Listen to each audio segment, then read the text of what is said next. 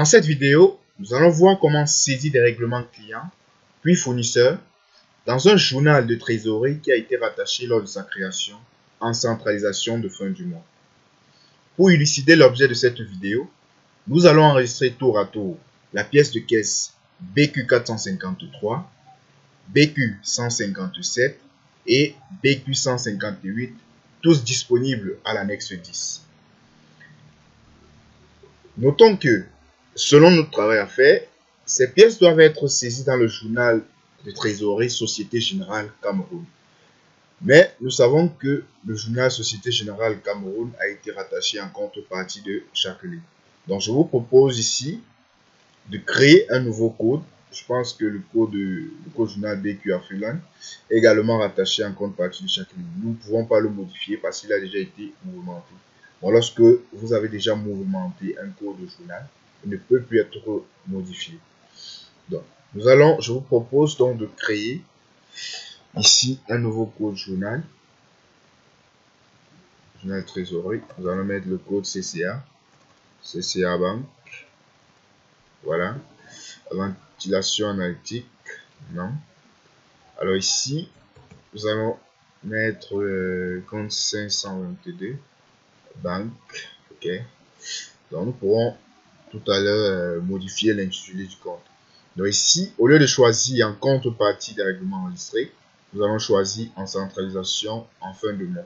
On nous précise qu'une seule écriture, débit ou crédit, sera enregistrée, sera automatiquement générée le dernier jour du mois. Ok.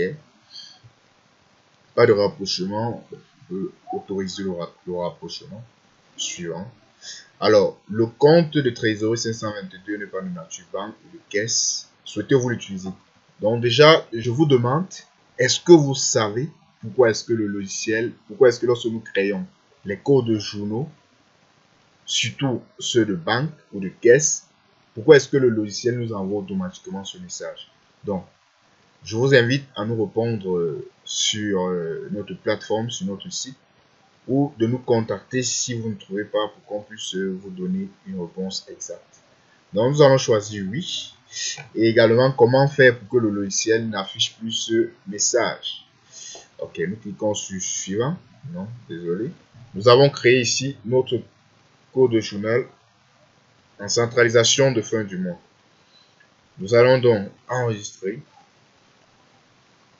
À l'intérieur, il s'agit du journal de décembre. Ok. La première pièce à enregistrer est celle effectuée le 18 décembre. Comme numéro de facture, nous avons là BQ 157. Comme référence, il s'agit ici du client Inter Electro.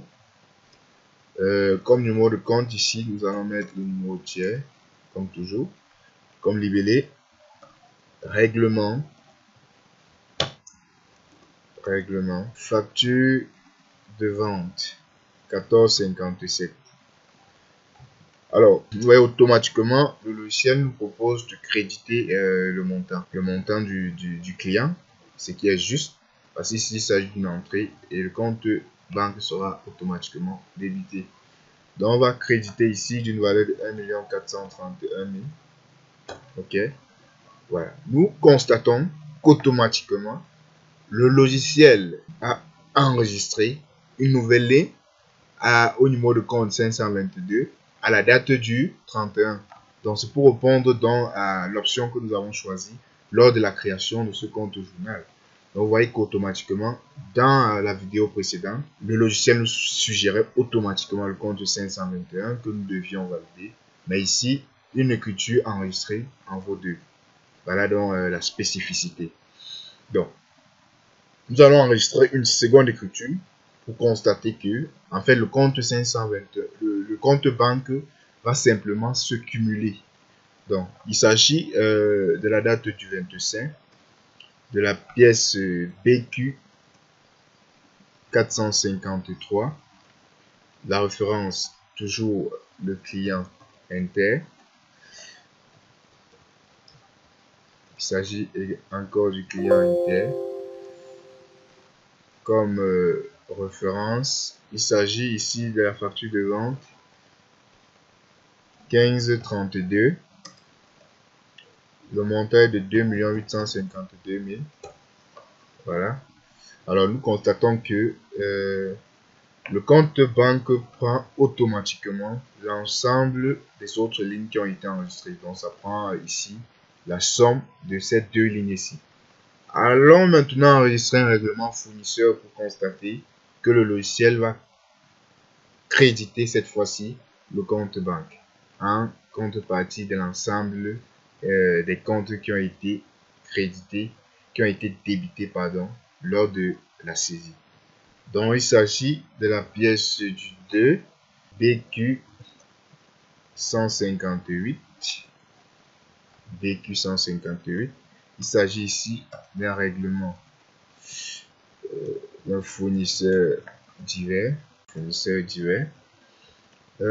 Ici, je ne me rappelle plus. Nous allons vérifier s'il y a le fournisseur divers créé. Ok, bien évidemment. Voilà, tabulation. Il s'agit ici d'un règlement d'une facture d'achat plutôt 47,85. Alors, vous constatez que le logiciel positionne automatiquement le curseur sur la colonne débit pour un montant de 4 531 500 francs. Donc 4 531 500 francs. Okay. Voilà. Alors ici, qu'est-ce que nous constatons? Nous constatons qu'un second compte banque centralisation fin du mois a été crédité. Cette fois-ci en contrepartie du règlement fournisseur que nous venons d'enregistrer. Donc ici, nous pouvons conclure que chaque opération enregistrée, chaque ligne enregistrée en vaut deux. Donc, la ligne enregistre dans l'ensemble la pièce comptable et lorsqu'il s'agit d'un montant débité, le compte banque crédite automatiquement en centralisation du fin du mois. Et lorsqu'il s'agit d'un montant crédité, le compte banque débite automatiquement en centralisation de fin du mois.